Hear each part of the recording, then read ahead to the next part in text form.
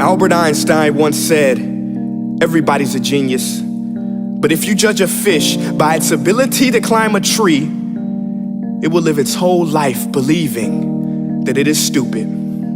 Ladies and gentlemen of the jury, today on trial we have modern day schooling. Glad you could come. Not only does he make fish climb trees, but also makes them climb down and do a 10-mile run. Tell me, school, are you proud of the things you've done? Turning millions of people into robots, do you find that fun? Do you realize how many kids relate to that fish swimming upstream in class, never finding their gifts, thinking they are stupid, believing they are useless? Well, the time has come, no more excuses. I call school to the stand and accuse him of killing creativity, individuality, and being intellectually abusive.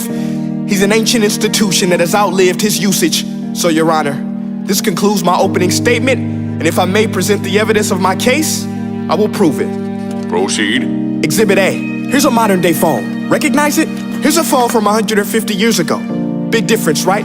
Stay with me. Here's a car from today, and here's a car from 150 years ago. Big difference, right? Well, get this. Here's a classroom of today, and here's a class we used 150 years ago. Now, ain't that a shame? In literally more than a century, nothing has changed. Yet you claim to prepare students for the future? But with evidence like that, I must ask, do you prepare students for the future or the past? I did a background check on you and let the record show that you were made to train people to work in factories, which explains why you put students in straight rows, nice and neat, tell them sit still, raise your hand if you want to speak, give them a short break to eat, and for 8 hours a day, tell them what to think. Oh, and make them compete to get an A letter which determines product quality, hence grade A of meat. I get it. Back then, times were different. We all have a past. I myself am no Gandhi. But today, we don't need to make robot zombies. The world has progressed, and now we need people who think creatively, innovatively, critically, independently, with the ability to connect. See, every scientist will tell you that no two brains are the same, and every parent with 2 or more children will confirm that claim.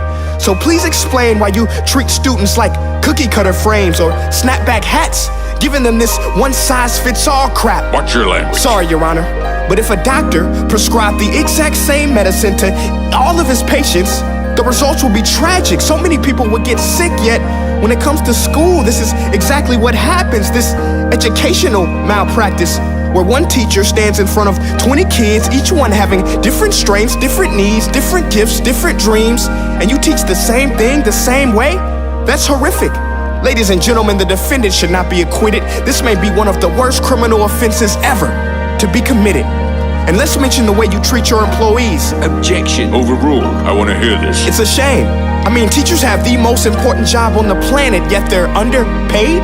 No wonder so many students are short-changed. Let's be honest, teachers should earn just as much as doctors, because a doctor can do heart surgery and save the life of a kid, but a great teacher can reach the heart of that kid and allow him to truly live.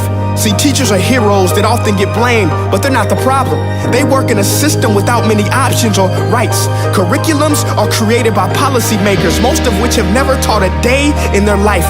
Just obsessed with standardized tests. They think bubbling in a multiple choice question will determine success. That's outlandish. In fact, these tests are too crude to be used and should be abandoned, but don't take my word for it.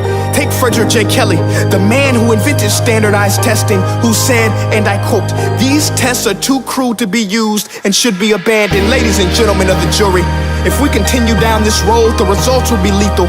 I don't have much faith in school, but I do have faith in people. And if we can customize healthcare, cars, and Facebook pages, then it is our duty to do the same for education, to upgrade it, change it, do away with school spirit, because that's useless. Unless we're working to bring the spirit out of each and every student, that should be our task. No more Common Core. Instead, let's reach the core of every heart in every class. Sure, math is important, but no more than art or dance. Let's give every gift an equal chance. I know this sounds like a dream, but countries like Finland are doing impressive things. They have shorter school days. Teachers make a decent wage. Homework is non-existent, and they focus on collaboration instead of competition. But here's the kicker, boys and girls. Their educational system outperforms every other country in the world. Other places like Singapore are succeeding rapidly. Schools like Montessori, programs like Khan Academy. There is no single solution, but let's get moving. Because while students may be 20% of our population, they are 100% of our future. So let's attend to their dreams, and there's no telling what we can achieve. This is a world in which I believe, a world where fish are no longer forced to climb trees. I rest my case.